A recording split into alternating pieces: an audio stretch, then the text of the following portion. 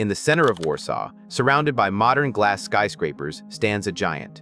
For over 70 years, it has been the most hated building in Poland. This is the Palace of Culture and Science.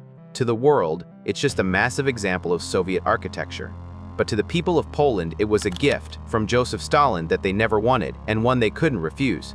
Today, we are going deep inside the Soviet Empire State Building. From the tragic deaths buried in its foundations, to the secret army of animals guarding its basement, and the tragic incidents that changed its design forever. This is the true story of Stalin's unwanted gift. Chapter 1. The Impossible Choice. To understand why this building is so controversial, we have to go back to the 1950s. Warsaw was a sea of ruins after World War II.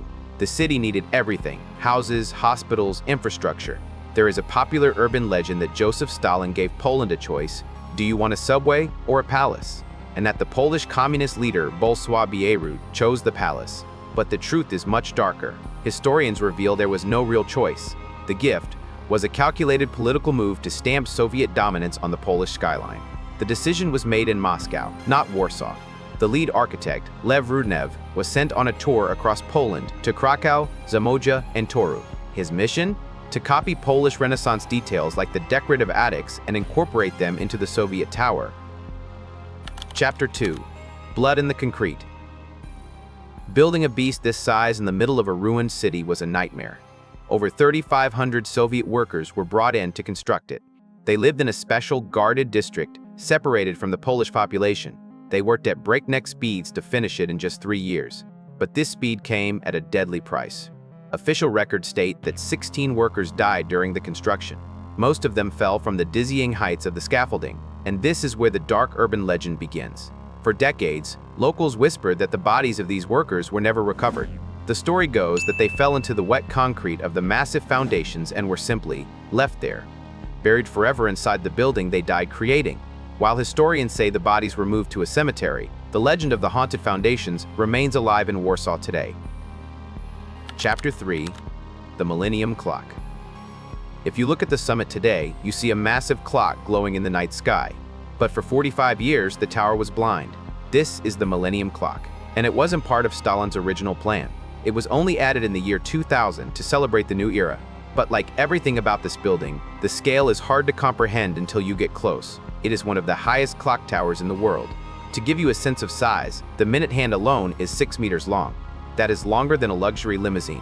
The clock faces are so large that inside the tower, there are entire rooms dedicated just to the machinery behind the numbers.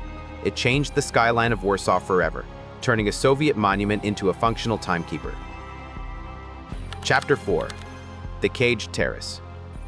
If you take the elevator to the 30th floor, you reach the famous viewing terrace. The panorama of Warsaw is breathtaking. But if you visit today, you will notice something disturbing. The view is obstructed by heavy, thick steel bars that cage the entire platform. These aren't just for decoration.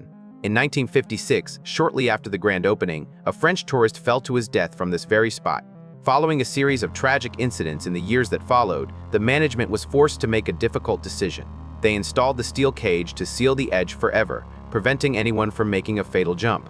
Today, the bars serve as a grim reminder that this beautiful view has a very dark history. Chapter 5. The Secret Guardians. We've looked at the top, but the strangest secret lies deep underground. Beneath the marble halls is a labyrinth of basements, tunnels, and technical rooms that stretch for miles. For decades, the building faced a massive enemy, rats. They infested the lower levels, chewing through cables and destroying archives. The solution? Cats. But these aren't stray cats. The Palace of Culture officially employs a department of cats. There are dozens of them living in the basement. They have their own room, their own food budget, and they are literally on the payroll. Their job description is simple: smell like a predator. Their presence alone keeps the rats away. So, while humans run the offices upstairs, the basement belongs to the cats. Today, the Palace of Culture is still the center of Warsaw, but the controversy hasn't ended.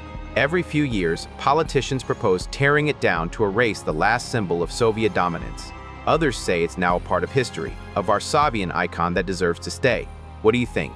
Is it a beautiful piece of history or an ugly scar that should be demolished? Let me know in the comments. And for more insane stories hidden in plain sight, hit that subscribe button. This is World of 5 Facts.